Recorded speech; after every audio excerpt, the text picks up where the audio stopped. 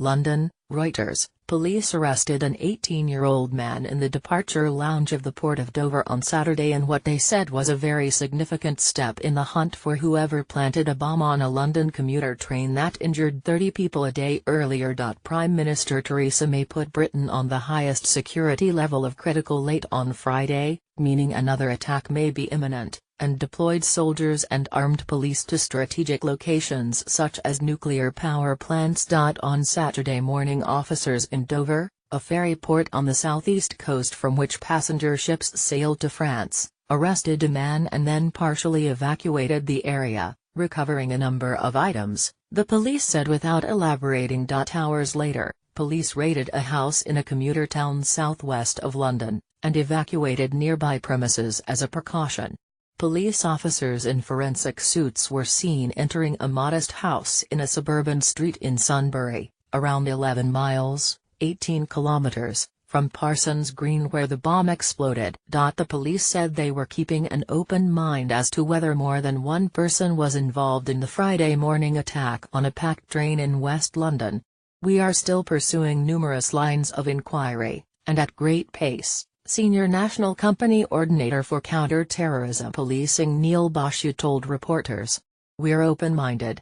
If there are other people responsible, it's our job to find them, and that is part of the reason why we are remaining at critical at the moment."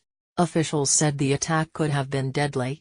The homemade bomb shot flames through a packed train carriage but apparently failed to detonate fully. According to media reports, the device was attached to a timer, unlike other recent blasts which have typically been suicide bombs. Pictures showed a slightly charred white plastic bucket with wires coming out of the top in a supermarket shopping bag on the floor of a train carriage. "This is a very significant arrest," said Interior Minister Amber Rudd of the 18-year-old. "The police have made very good progress, but the operation is ongoing," she said. Forensics investigators film a property being searched after a man was arrested in connection with an explosion on a London Underground train, in Sunbury-on-Thames, Britain, September 16, 2017. Reuters/Peter Nichols. "There is no doubt that this was a serious improvised explosive device, and it was good fortune that it did so little damage." Islamic State claimed responsibility.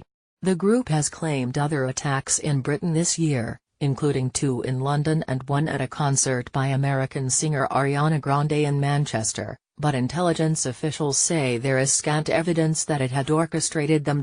Critical threat level armed police patrolled the streets of London near government departments in Westminster and guarded Premier League soccer grounds hosting matches on Saturday, including the National Stadium at Wembley. Slideshow, 13 images. Cressida Dick, Britain's top police officer, sought to reassure the public as she joined colleagues patrolling the entertainment district on the south bank of the Thames. "Yesterday we saw a cowardly and indiscriminate attack which could have resulted in many lives being lost," she said. "London has not stopped after other terrible attacks, and it will not stop after this one. The last time Britain was put on critical alert was after a suicide bomber killed 22 people at the Ariana Grande concert in May. The threat level remained at the highest setting for 4 days while police raced to establish if the man had worked alone or with the help of others. Prior to that it had not been triggered since 2007. Prime Minister May said the public should not be alarmed by armed officers on the streets, a rare sight in Britain. "This is a proportionate and sensible step which will provide extra reassurance and protection while the investigation progresses," she said in a televised statement late on Friday. The bomb struck as passengers were travelling to the centre of the British capital. Some suffered burns and others were injured in the stampede to escape from the station, one of the above-ground stops on the underground network. Health officials said none was thought to be in a serious condition. "I was on the second carriage from the back. I just heard a kind of whoosh. I looked up and saw the whole carriage engulfed in flames making its way towards me," Ola Fayankainu told Reuters.